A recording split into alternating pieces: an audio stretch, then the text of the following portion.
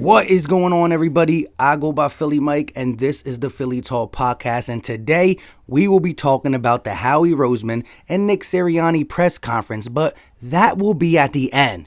We got a special edition. We got a behind the scenes. Howie Roseman spoke with all the Eagle content creators. We have about 5 to 6 Eagle content creators that were able to ask Howie Roseman a question. We will do that one first. It should get really interesting. And then after that, I'll give my take on what Howie's future plans are for the Philadelphia Eagle, including Nick Sirianni. But before we get into all that, if you are new to the channel, hit that subscribe button, turn on post notifications, smash the like button for your boy and all the Eagle content creators that contributed, and also follow your boy on Twitter where we talk Philadelphia sports behind the YouTube scenes.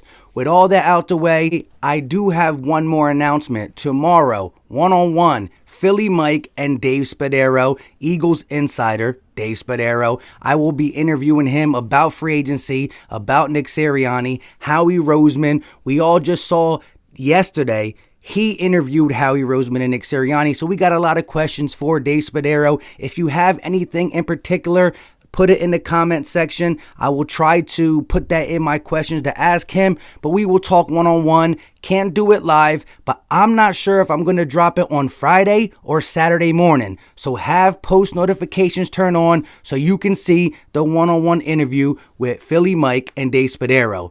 With all that out the way now, for real, let's jump into the Howie Roseman answering questions from the Eagles YouTubers. Roll the tape. Okay, open for questions. Who goes first? Yeah, Howie.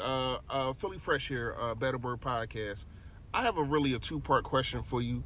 When you were selecting the 53 overall pick in the second round, and you took a quarterback, did you consider that we had more holes than a Jamaican tank top? And if you did consider that, then why not go ahead and move forward with building around your quarterback like you are being told now? And the second part of the question is, when and where are you going to stop pushing all these contracts back that's going to bite us in the butt in the year 2023? That's really all I got for you. Honestly, we did see some holes, but the quarterback position is very important to us, as we all know. Now, Jalen Hurts has the potential, and we will see. As for your second part of the question, I was a kid who loved kicking the can down the road when I was younger, and I believe it's the right way to run a business. Now, we hit on our draft picks, which I think we will be cool. Okay, next up, we got King Dingbat, Philly 500. So here's what I want to know, Howie Vision. You got 2 prospects. One is 6'3", 235 pounds, strong as a bull, runs like a cheetah, eats thunder, craps lightning. Then you got another guy whose mother carries an umbrella on a clear day at practice for him. What makes you look at the guy with the umbrella compared to the guy who's 6'3", 230 pounds, and you choose the umbrella man? To be honest, we still have high hopes for J-Jaw. However, that day I was paying too close attention to quarterbacks. You know how much I love quarterbacks. I kind of missed on that, I will agree. But people should really take that method and watch out for their skin. The sun is really bad. But another thing we liked from J.J. Arcega-Whiteside is that he was from Stanford, smart guy, and just a real fun guy. Next up, we got Philly Take with RB. Hey, my next question is for Howie. Yeah, I'm just wondering, given all this rumor around Deshaun Watson, is it true? And if so, how can you guys even afford to go after a player of that caliber when you can barely even afford a free agent, Howie?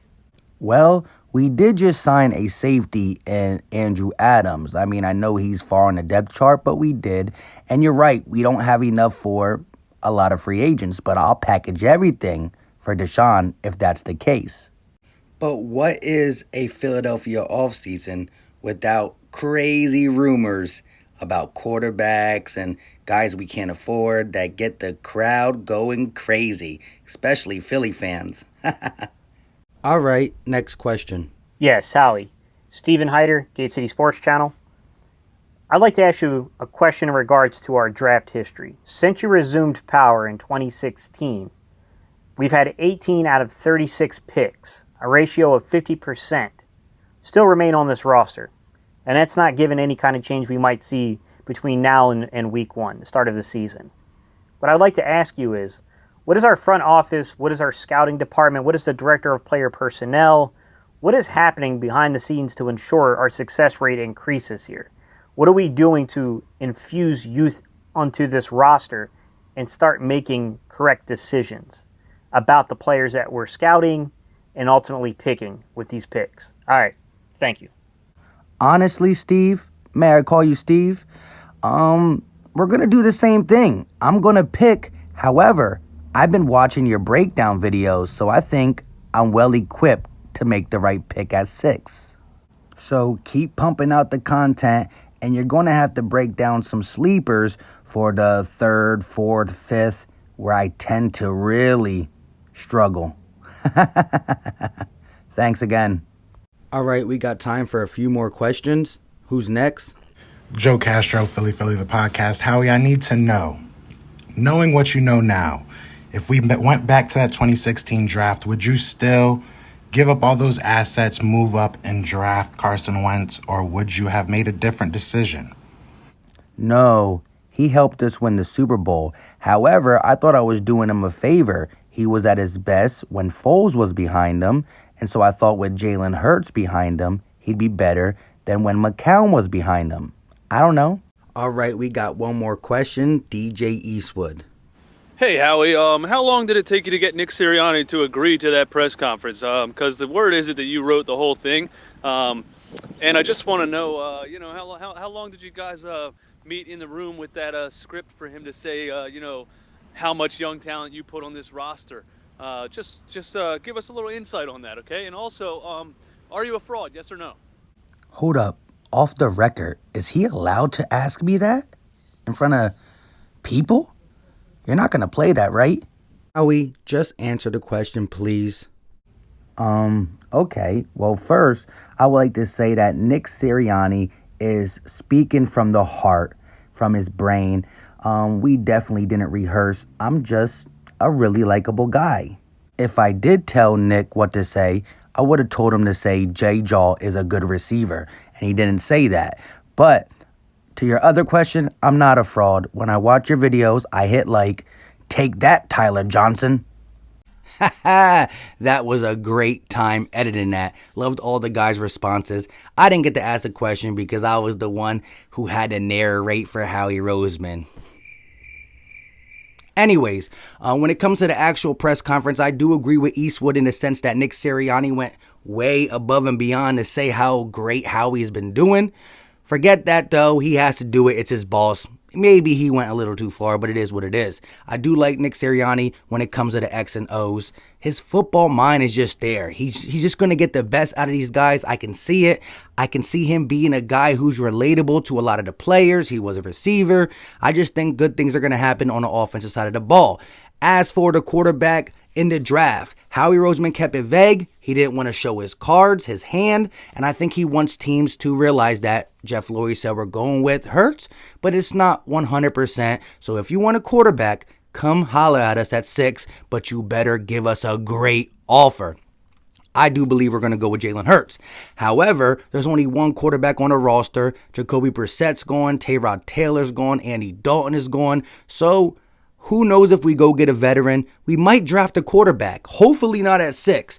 Hopefully we draft a quarterback in the 5th, the 6th, the 7th round. We got all them picks, extra picks. We got 10 or 11 picks. So use one on a quarterback or get that guy like Joe Flacco, that Chase Daniels, the guy that you don't want in the game. Leave Jalen Hurts in, and it is what it is. Learn a little bit of veteranship and just play to your best to see what he got because we're only going off a 4-game sample size. Other than that, we did sign Andrew Adams, a safety. Pretty much played backup safety for the Tampa Bay Buccaneers on a Super Bowl run. Played a little special teams. In 2019, he did start for them a little bit. Got some picks. Something better than nothing. We're cap struck. We'll see what happens with Zach Ertz. We'll see where this football team goes. I can't wait for the draft.